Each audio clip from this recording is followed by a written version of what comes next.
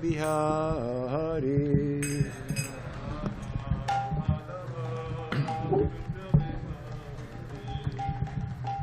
Gopidana Vallabha Girivaradhari.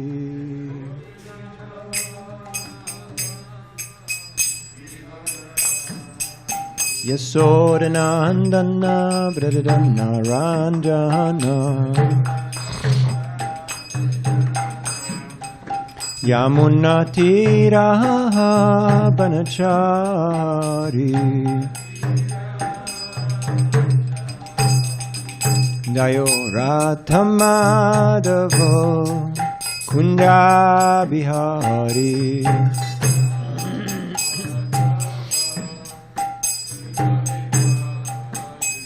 Gopijanavalabha Girivaradhari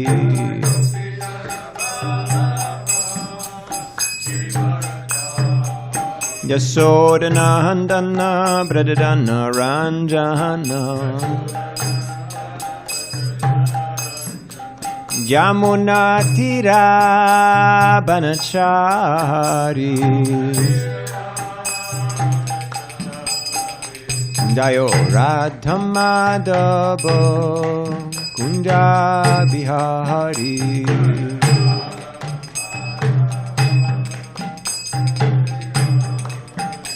Jayo Radhamadava Kunja Bihari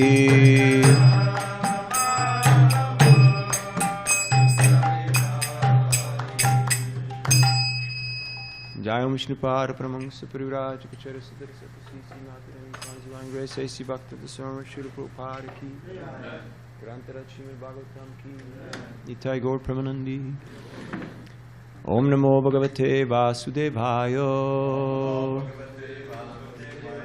Om Namo Bhagavate Vasudevaya Om Namo Bhagavate Vasudevaya. Reading from Srimad Bhagavatam, 5th Canto, 11th chapter, Jad Bharat instructs King Rahugana, text number 10.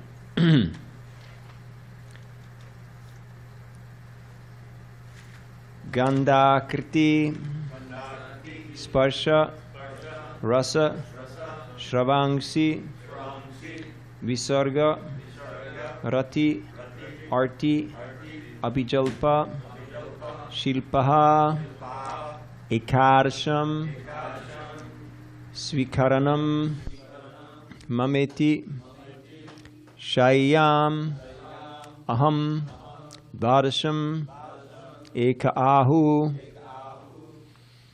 Kandakriti Sparsha Rasa Shravangsi Visargaratyarti Abhijalpa Shilpaha Ekarsham Svikaranam Mameti Shayang Ahang Dvarasham Eka Ahu Kandakriti Sparsharasa Shravangsi Visargaratyarti Abhijalpa Shilpaha Ekarsham Svikarinam Mameti Shayang Aham Dvarasham Eka Ahu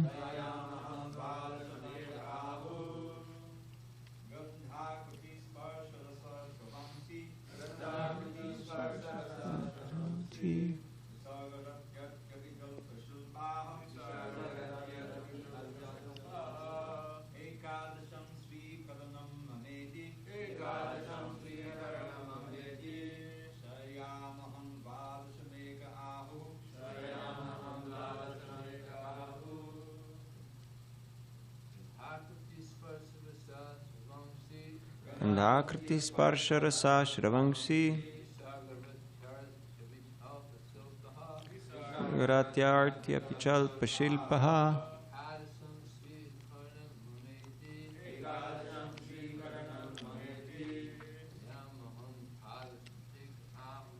Shayang Ahang Dvarasham Eka Ahu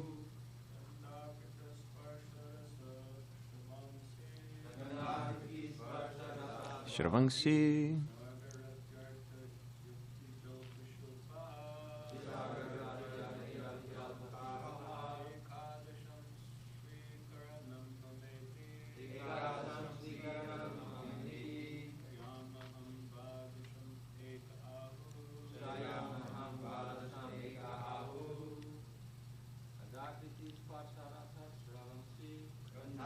Sparsharasa Shravangsi.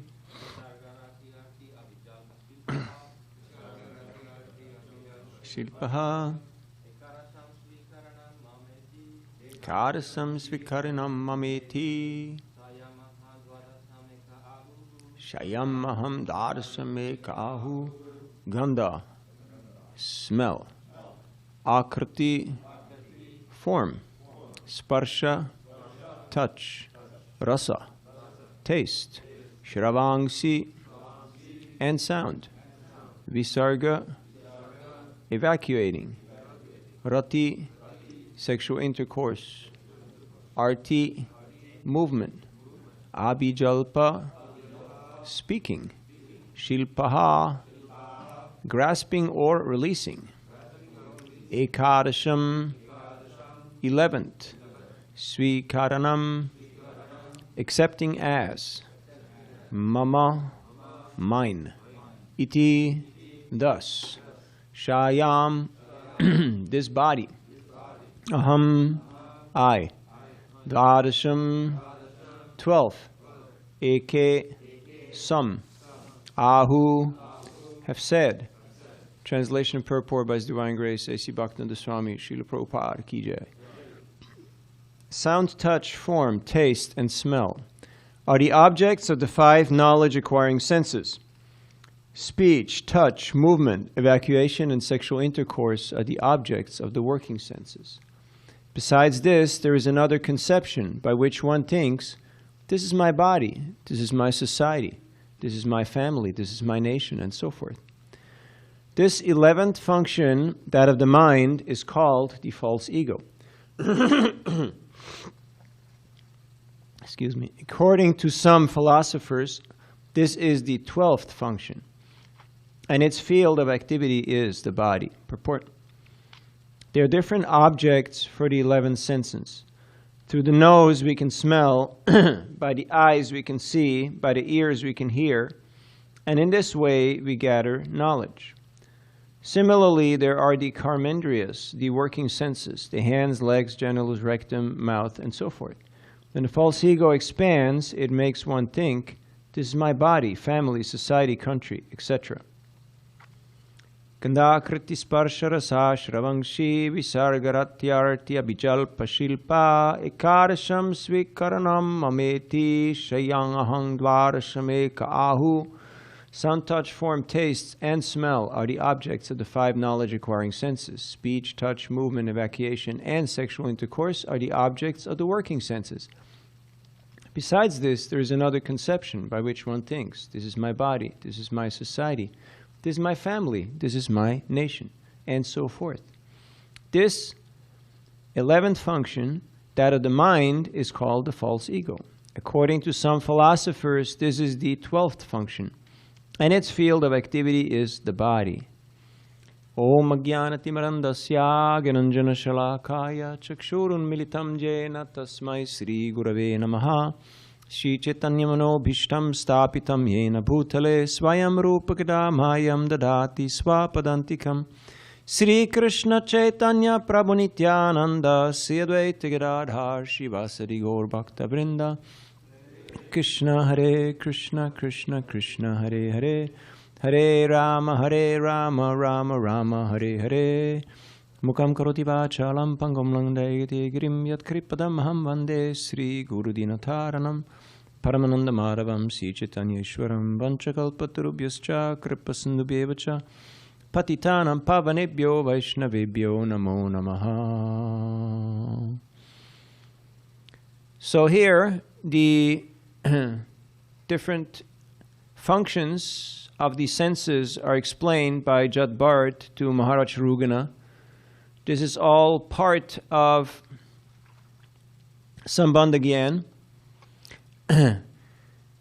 This is all part of the fundamental knowledge of the science of Krishna consciousness. And even though it is to be understood that Maharaj Rugana would know this because he has been educated in this science from his early childhood, by his actions, one could see that he was not really connecting with that knowledge. Sometimes you know something, but you really don't know it because it may be there somewhere, theoretical, but it's kind of abstract.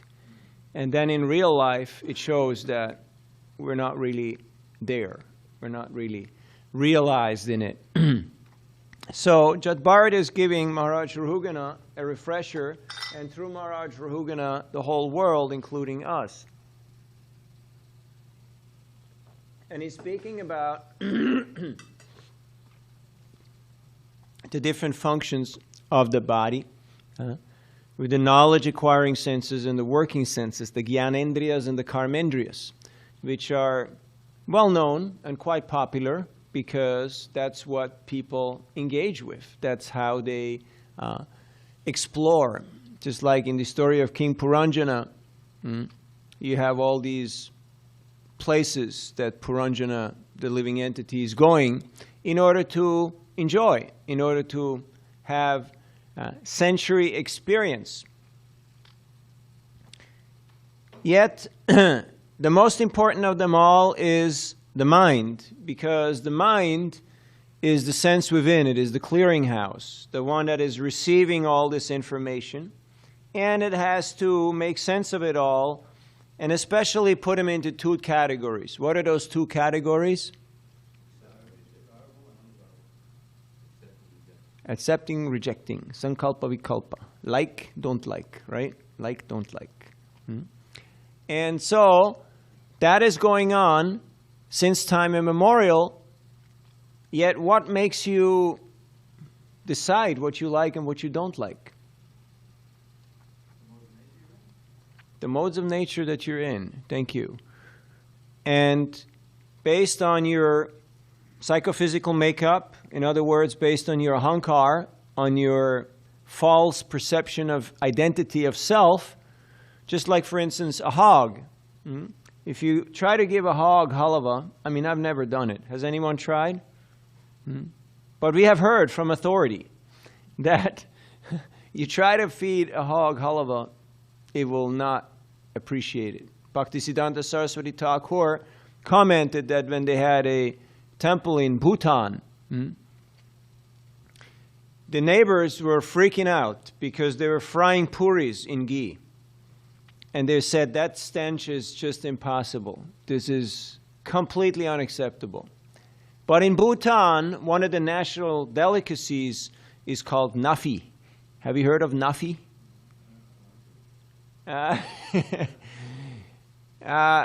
It's basically all the roadkill that they collect and put in a big earthen pot. And then that liquid is called nafi. Yeah, the fermented. And then on special occasions, on special holidays, they take out the solids or whatever is left in the pot. And so that will be the special delicacy. So you may think like, this is pretty wacky. But you go to Southeast, it's gross, yeah. Thank you. I stand to be edited. Now you go to Southeast Asia or Africa, and you will find any imaginable and unimaginable type of insect and creature, deep fried and glazed with sugar and chili flakes. And people are paying money for that and consider that, you know, food. So, yet a human being has a different type of nature, has a different type of taste, at least a refined and advanced human being. And so, depending on our sense of ego or false ego, our sense of identity, we tend to like or dislike certain situations. Now, there comes a problem that Karanam guna sangosyat, sadasad janma jonishu, that according to the association that we're in, we tend to take on different colorings, different colored lenses, colored glasses, and it gives you a different perception of the world. Just like for a 7-year-old girl, what is the only color that's acceptable? Pink, correct. Pink. The dress has to be pink. Everything has to be pink because that's the only acceptable color. So, when we associate with different impressions, they will give us a different idea of who we think we are and how we need to function in this world. Yet at some point, all of that becomes taken away, becomes stripped of us. And we find ourselves struggling with the basic faculties. Just like now in these times, some people are losing their sense of smell or taste. And it's kind of weird, right? Although sometimes you wish you lose your sense of smell or taste, because it would actually be a blessing, so to speak. I met a man in Ann Arbor, the home of the great University of Michigan, and I showed him the book, and I told him, you look like a big thinker, huh? You like to think sometimes, right? And he looked at me and he said, I can't think. And that's kind of an unusual answer, right? Did you ever hear that? I can't think. And he's a graduate from that university. He's an elderly man. He graduated there many decades ago. Ran a successful business. And he showed me a huge scar on his head. He said that I have a brain tumor. I have cancer of the brain.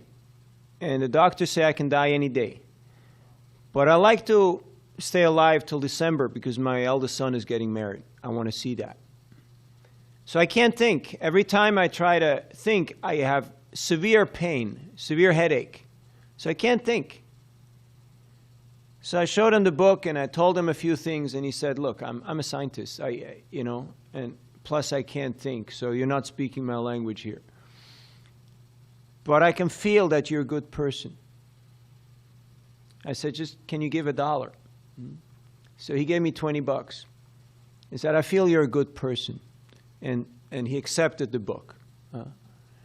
But I saw that he was really struggling because his faculties were rapidly declining.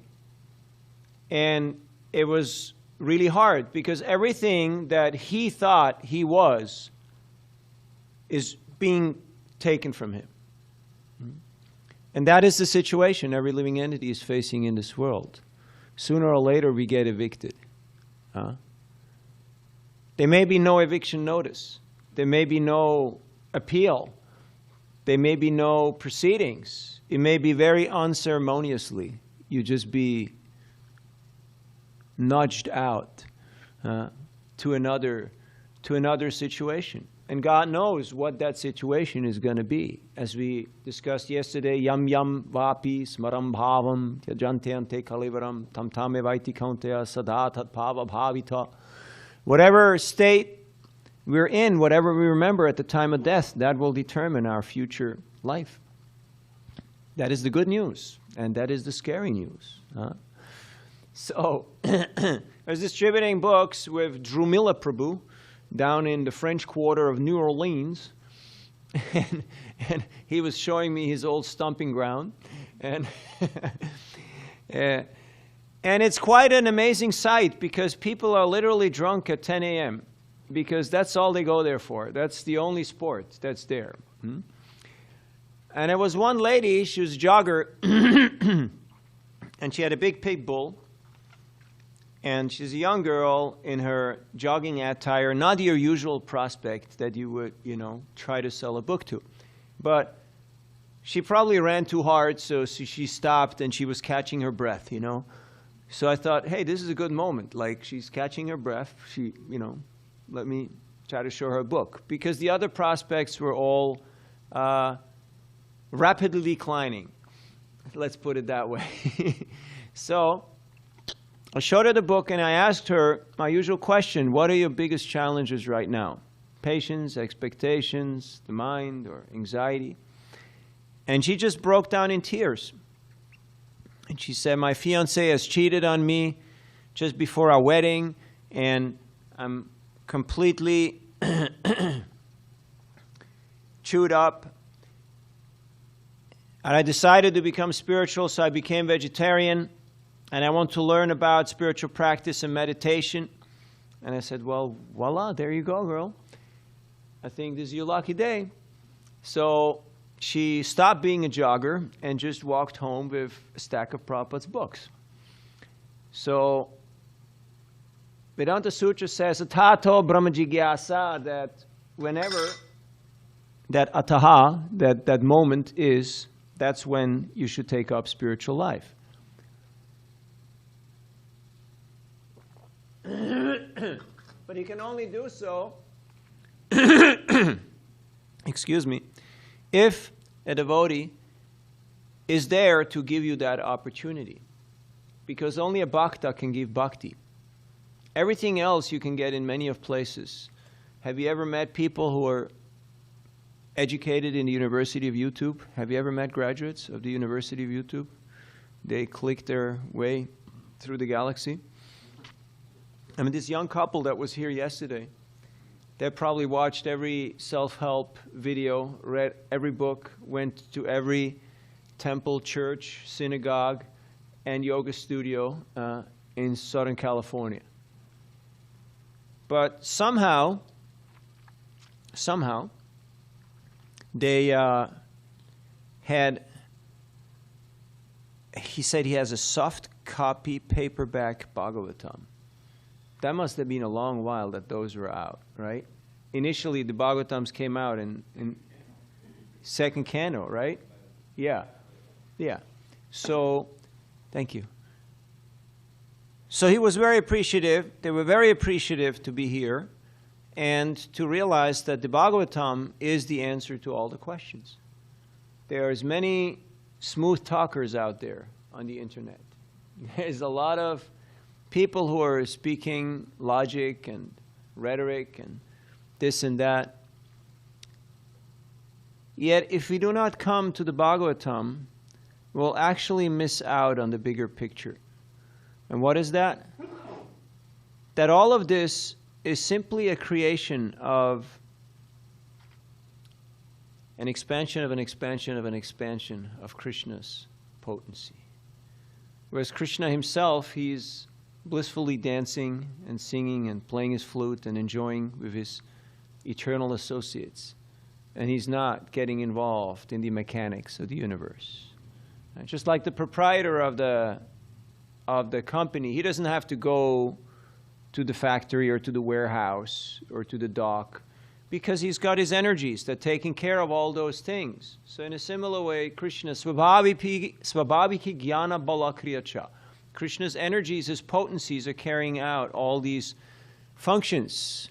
What are the functions? Sristi, stiti, pralaya sadhana, shakti rekha, chayeva yasya bhuvanani bibarti durga. The sristi, stiti, and pralaya. The creation, the maintenance, and the annihilation. This is happening seemingly automatically, right? Yet there is a control. There is a controller.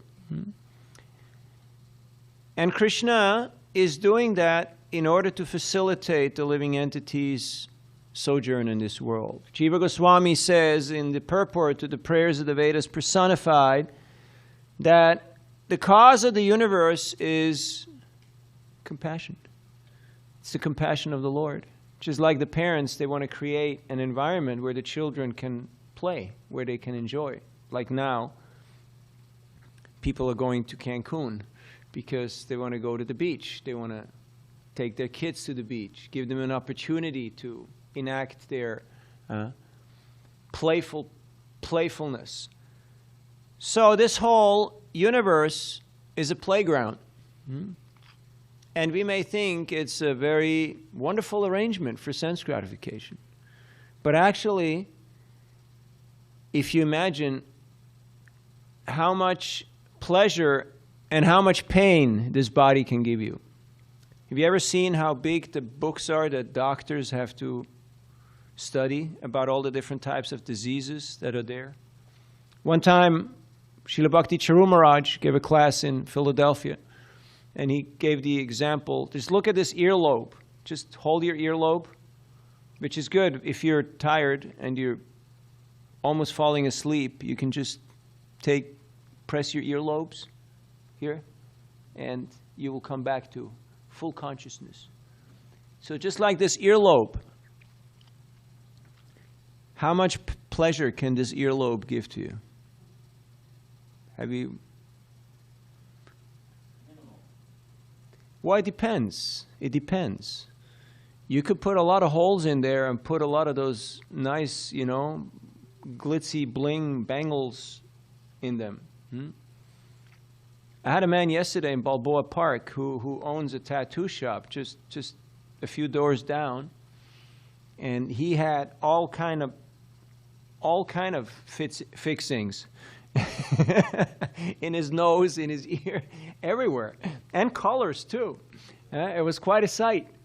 It was quite a sight. And I told him, hey, we're neighbors. I mean, we're neighbors right here, Grand Avenue. And he complied. He happily took the books. He was very impressed by the artwork, and he had seen the devotees on several occasions. So, what was the point where I started out? The earlobe. Thank you. I'm bringing back to basics. Yet, how much pain can the earlobe give you? Did anyone pull on your ears? No? You didn't experience corporal punishment in school? Or at home? One time I was in boarding school, and I was, young and foolish, stupid, about 14 years old. And some of my friends had the brilliant idea of piercing their ears with safety pins. They thought it was a real cool thing to do.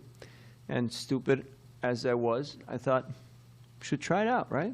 Because they're doing it. Karanam guna sangosya sadasa jomni jamashu. Whoever you hang with, that's how you're gonna vibe. So I did it, and it became infected, and it was a big mess, and it was very painful. And I decided, never ever again I will stick any metal or anything in his body, because it is not agreeable. But it took a lot of pain to realize that. So, as we have heard the other day, in fact yesterday, from Bhadranarayan Swami, that there is more than one way to be wrong. And you don't live long enough to make all the mistakes. That's why we're very fortunate that we have the Bhagavatam. Because the Bhagavatam is informing us not just of the most popular mistakes, but of the solution, of the right course of action, which is the shortcut. One time, Pradyumna, Prabhupada's Sanskrit scholar, and also he was doing yagyas sometimes for Prabhupada. Pradyumna asked Srila Prabhupada, how should I do the yagya? And Prabhupada leaned over to him, and he said one word that explains how we should do the yagya. You know what that word was? Shortcut. Yes, shortcut. Which means just the essence. No fancy schmancy, no. Just focus on the essence. And what is the essence? Hare Krishna, Krishna Krishna, Hare Hare, Hare Ram, Ram Ram, Hare Hare. This body is going to break down. It's already breaking down from the moment you're born. And that is the good news, because otherwise we would make plans to stay in this world indefinitely. Isn't that what people are aspiring for? They want to stay here forever and enjoy in whichever way possible. But the body is breaking down. Now, some days we have experience of that when something is malfunctioning. Maybe your arm fell asleep because you laid on it and just, or your ankle is not playing ball, and you can't kick it as you used to, and it's kind of disappointing. So, Deha patra kalatradishu atmasanyeshu satsopi tesham pramatanidanam pashyanapina pashyati. These are all fallible fighting soldiers. They look very spiffy in their beautiful uniforms. First of all, Deha, the body. Has your body ever disappointed you? I mean, it's kind of a rhetorical question, right? Even though some of us are still pretty fairly young, but we got that realization that the body is a disappointment. It's a bad bargain. So much trouble to maintain. And what happens when you're actually comfortable? Bhakta Saul, what happens when you're actually comfortable? No, you fall asleep. Has this ever happened to you? You're actually comfortable and you just pass out. And so you didn't even pay attention to what was happening, what was being said, or, the party's over, because you just fell asleep. Then, of course, there are the others, the other random moving objects, the other uncontrollable factors in this world, other living entities, the elements. So many ways to suffer. So many ways to suffer. This body is a machine, yantra. Yantra rudhani mayaya. The living entities are seated on this machine, in this energy. Yet it's thinking, I'm the one. I'm doing this. It's happening. If you have a hard time connecting with people on Bhakti Sibushan, especially here in California, a small little tip, just ask them, do you work out? Do you ever ask people that? No? Occasionally. If you can see there, I ask them, do you work out or you just drink a lot of water? So, like when, who was it? Vrikasura was chasing after Mahadev, trying to touch his head. And Vamandev appeared and said, hey, whoa, whoa, whoa, whoa, whoa. Relax. Don't stress. Don't push too hard, Don't you know the body is the dearest object that you have? So relax, breathe. What are you trying to do here, sir? And immediately Vrikasura picked up on that argument and he thought, this kid speaks sense. He's a smart kid. Let me listen to him. What he's got to say. So that intrigued him. So the body has limitations, severe limitations. Therefore, devotees are using the body in Krishna's service. Vishyavini vartante niraharasya dehina raso varjam rasopyasya param drishtva nivartate. And by engaging in bhakti and devotional service, we can actually purify, we can transcend our conditioning. We'll still have a material body, but the material body can become spiritualized. Sometimes people get confused and they think, like, how can you say this is a spiritual master, that he's got a spiritual body? It's like an iron rod. You put it in the fire and you may say it's iron, but you touch it and you see it actually burns. So we should not judge the physical activities of the spiritual master, but we should actually analyze the spiritual activities of the spiritual master. And we can see in Srila Prabhupada's example, Prabhupada was beyond the limitations of time and space. Wherever he was, he had the same schedule. There was no jet lag for him. He was just on the same schedule. He would get up without the help of an alarm clock every night around midnight and translate 6 pages of Bhagavatam. Took him a couple of hours to do that every night. Prabhupada gave his sleep to give us these books. So if I'm not reading Prabhupada's books, basically I'm not really appreciating Prabhupada's gift, Prabhupada's sacrifice, so to speak. And when Srila Prabhupada saw that it took him too long, it took him 8 years to publish first canto in India, because he had to do it all by himself. Go to Delhi, translate, edit, buy paper. You can't even imagine. You can't even imagine. And then going around selling the books to anybody who would be interested, trying to raise funds, because the printer would only give him little consignments because he hadn't paid up for the whole bunch. So Prabhupada always raised enough money to get another consignment of books, and then he went out and he distributed some and he got another consignment of books. Then Srimati Morarji, I think did she donate for the second or for the third volume of the first canto? Who remembers?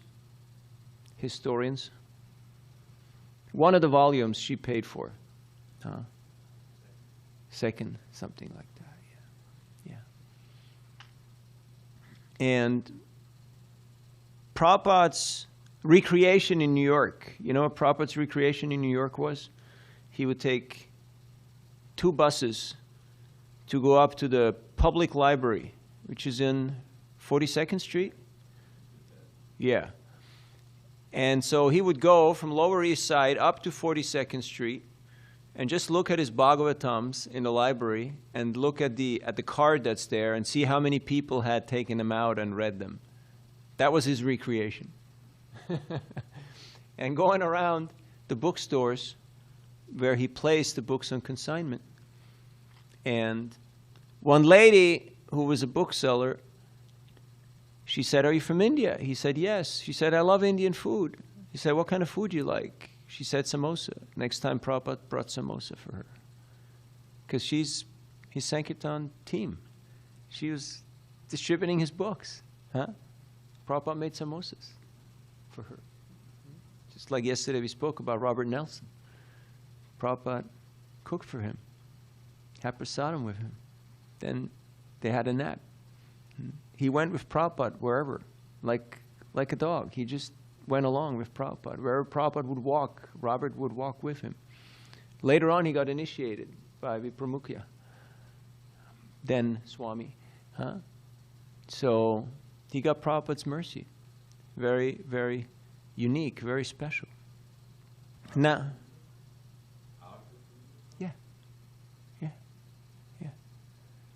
so sometimes we think, from a mundane perspective, that the best days are gone because we're post-72 and also post-77, right? It's 2022 right now.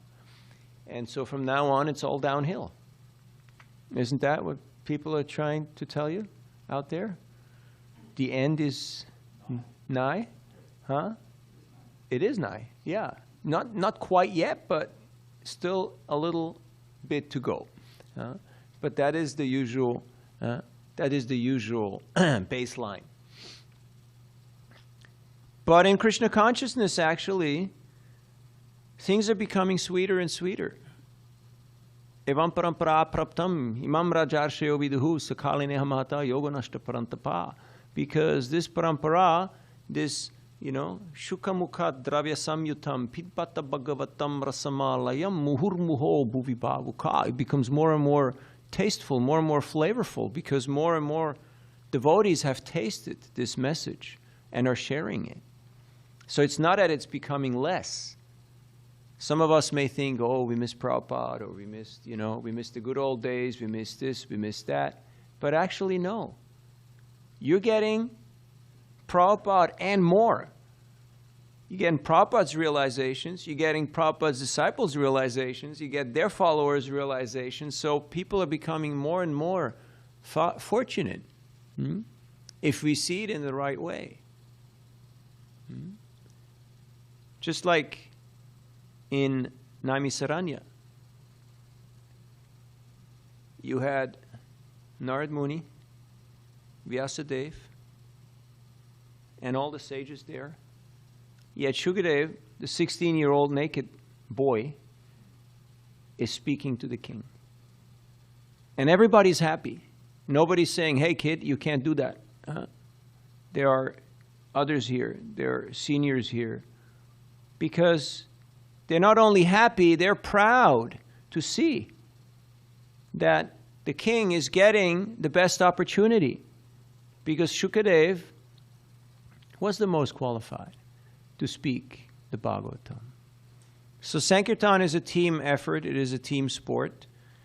And in order to be a team player, we have to have a team mindset, a team mentality. And that requires humility. So Kirtaniya Sadahari is only possible when we have this Trinadapi Sunichana, when we have this humility. Yesterday I went up to one booth and he had a lot of pennants and a lot of things, and it said Reiki and this and that and energy and whatnot. And I showed him the books and I asked him for the donation. And he said, "Ha! You should have told me in the beginning that you want money. I want the books, but because you didn't ask me in the beginning, I will not take the books. If you had told me in the beginning, I would have taken it and gladly given." So I said, "Oh, I'm sorry, my bad." And, I wish him a nice day. And I moved on. And then after about 10 minutes, I came back to that booth and I approached him like it was a new person. And I said, "We're sharing spiritual books and we accept donations." And he said, "Yes, I will give." It was like take two, because he saw that, okay, the kid is trying, all right, okay. I'm happy to eat some humble pie, some of that sugarless vegan option, that tastes awful. All right. And he gave $10 and he happily accepted a little bhakta stack, and he was very happy. So the devotee doesn't mind to take that role and to receive some of the criticism, some of the spice that people may give you occasionally. Because whatever Krishna desires, whatever pleases Krishna, that will be just fine. The devotee doesn't have an agenda. Narayana praksarvena kutaschana bibhyati svarga pavarga narakeshu apitulyarta darshana. Whether you're up there, down there, over here, it's all about service. How can I serve Krishna better? Where does Krishna want me to serve? That should be our mindset. That should be our mood, our meditation. And so, there's a lot of opportunity to spread the Sankirtan movement of Chaitanya Mahaprabhu. You're very fortunate being here in this holy place. San Diego has got pretty much the whole world comes through here for whatever reason. And so it's a great opportunity to share the message of Chaitanya Mahaprabhu with one and all. And thank you for keeping the oasis going, keeping the spiritual sound vibration going. It's been a very enlivening stay here, I must say. I have not eaten one preparation that was not spot on. Everything was really to the mark. It was quite astounding. And the deity worship is stunning. The vibrancy is very enlivening here. And so people are becoming enthused. They're becoming enthused.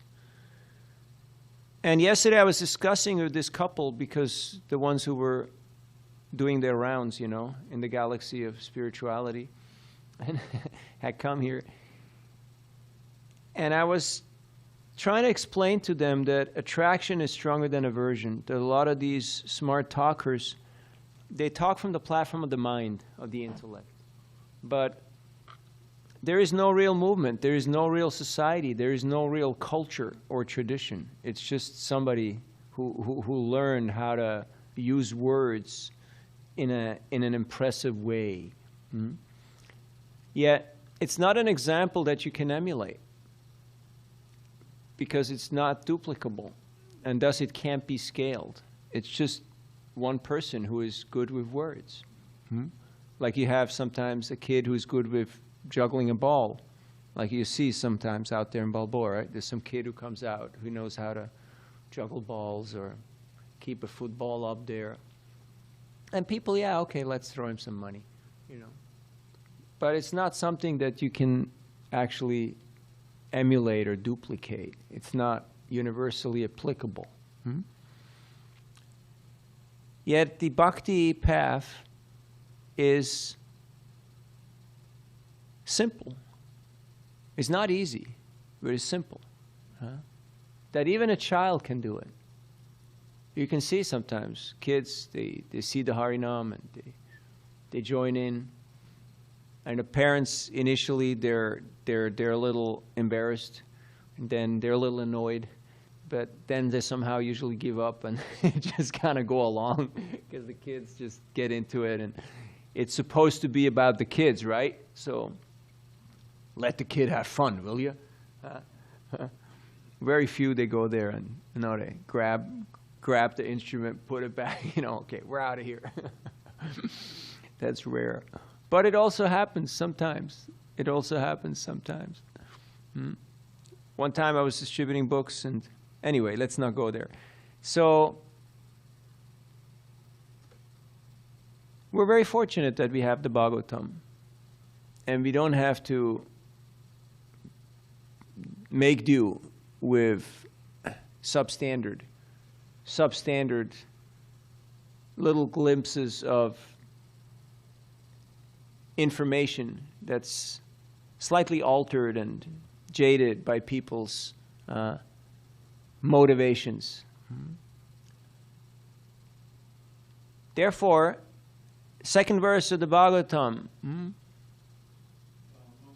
Chitkaitavotra pramo nirmatsaranam satam. Yes, nirmatsara, no envy.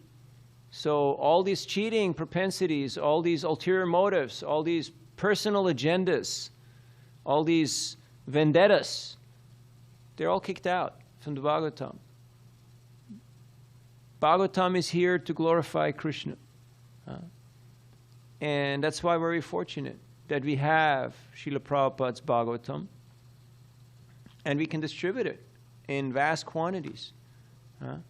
There is a lot of books on the way, so there should be no scarcity. Hopefully, anytime soon. So in the meantime, there's a lot of scope for expanding the Sankirtan movement of Chaitanya Mahaprabhu, because there are many areas of the world where people have never heard of Krishna. Sounds impossible, right? Yeah. But you do meet people, even in this great country sometimes, who are like, Hare Krishna? Never heard of that. What is that? So, and we should ensure that people are not just stuck in this contraption, this material body and mind, suffering under the false ego, the ahankar principle. And what is the greatest fear? No, death, that's just a factor to, going into lower species, going down, and just sticking around for God knows how long. That is the greatest fear. Mahatobaya. And that is to be avoided at all cost. Therefore, the devotees are very enthusiastic to spread this message. So thank you for your hospitality, for your kind indulgence, for being patient with us. We've all been a little bit under the weather in the last few days, but slowly coming out of it. It just gives us a little bit of a taste of what the body goes through. You know, when you get up there in age, it just will become a constant. It's not anymore like once a year or once in a blue moon, but it will just become, oh, okay, this doesn't work, and that went off, and that went off, and, you know, but still got a steering wheel, you know, still moving. So makes us grateful and a little more sober to use our energy wisely. Hari Om Tat Sat, Hare Krishna. Any questions, comments? Hare Krishna? Yes. Go ahead. May I? You may. Yes, Navina Prabhu, thank you very much. You're very kind. By the way, wonderful class, if I may say it. Prabhu, the quote from the purport related to the text you chose for today, 5:11:10, is as follows. It is the last sentence of the purport. Quote, when the false ego expands, it makes one think, quote, this is my body, family, society, country, end quote, etc., end quote. So, Prabhu, based on this quote, my question is as follows.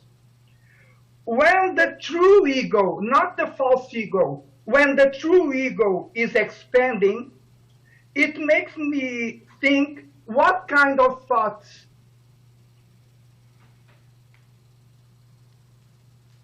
That's it. Got it. When it's a true ego, what kind of thoughts are there? When there's a true ego. What kind of? Thoughts. Thoughts you have. I'm an eternal servant of Krishna. Jivera Swarupa Hoy. Nityara Krishna Das. Let me serve Krishna. How can I serve Krishna? How can I give pleasure to Krishna? That's the only thought that Mother Yasoda has. Krishna hasn't eaten. He's been out there all day. And he must be getting weak. And it's getting late. And Nanda Baba is waiting. So he has to come back and take his bath and eat with Nanda Maharaj. So that is samadhi, full absorption. So we all should find a way how to be absorbed in Krishna's service. There are many ways how to serve Krishna. So find a way how to be absorbed in service. That will be samadhi, that will be perfection. Because serving Krishna for Krishna's pleasure is non-different from being in Krishna's direct association.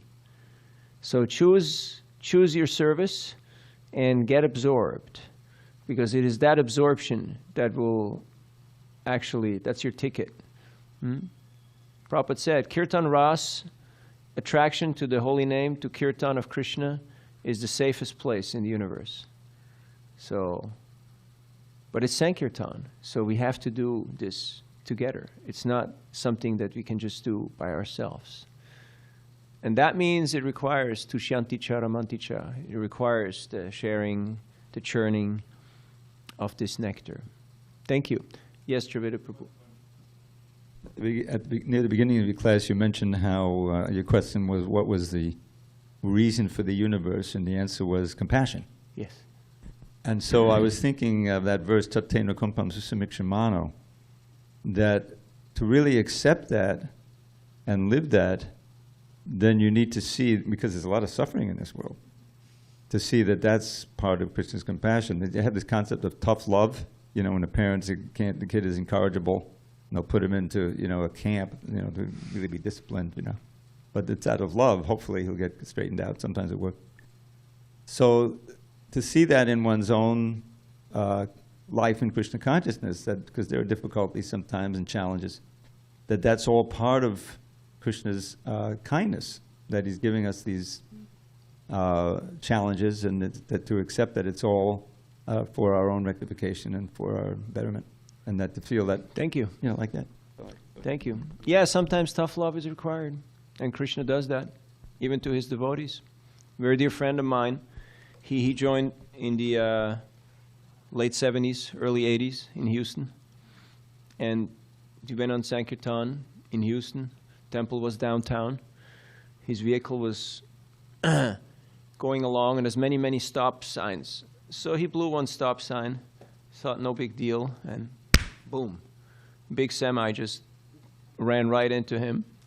He got thrown out onto the street, and part of the vehicle landed on him and scraped him across the sidewalk. He was badly, badly bruised, mangled. So they brought him to the hospital, and they couldn't find any proof of insurance on him. So the head nurse, Catholic hospital, the head nurse was yelling at him, "You have to get out of here." And so he was there, and he had a big hole in his right leg. And whenever he moved his right leg, his left ear would twinge. So he realized something's wrong here. Kind of losing my Carmendias. Gyanendras is not working so well. So he almost fell straight over. There's another nurse with a wheelchair, so he fell into the wheelchair. And then he came back to consciousness. She was still yelling at him. You get out of here, this and that. So anyway, at some point, he got his faculties to some degree back. So as he tried to get out, there was one young intern, assistant doctor, and he followed him to the exit, and he gave him 2 bags with all kinds of Band-Aids and supplies, and he told him how to dress his wounds, and he said, "You come on Sunday, there's a free medical clinic on the back of the hospital." It practically saved his life. And before he walked out, he said, "I met Prabhupada." The doctor, he said, "I'm a devotee." He was in Los Angeles in the mid-'70s, or late, just last time Prabhupada was there probably. And Prabhupada talked to him, and he said, "What do you do?" He said, I'm studying medical college. Prabhupada said, "You should finish. You should become a doctor." And he said, "That's what I did." He went back, became a doctor. And he saved this devotee's life. The devotee did, great things back in the day, and then now he's a lawyer and big in politics and doing a lot of things. So, tough love. Krishna has his ways of bringing the living entities closer to him. The more we are compliant, the more we are agreeable to cooperate with Krishna's plan, the less tough the love will be. I can't guarantee you it will just be peaches and cream, because Krishna likes to have some suspense. He likes to keep things exciting, but it's definitely interesting. Thank you very much. All goes to Prabhupada. We can have discussion later. We don't want to hold up the Sankirtan movement. Grantarat Srimad Bhagavatam ki jai, Srila Prabhupada ki jai, Gaur Bhakta Vrinda ki jai, Nitai Gaur Pramanandi, Hari Hari Bol.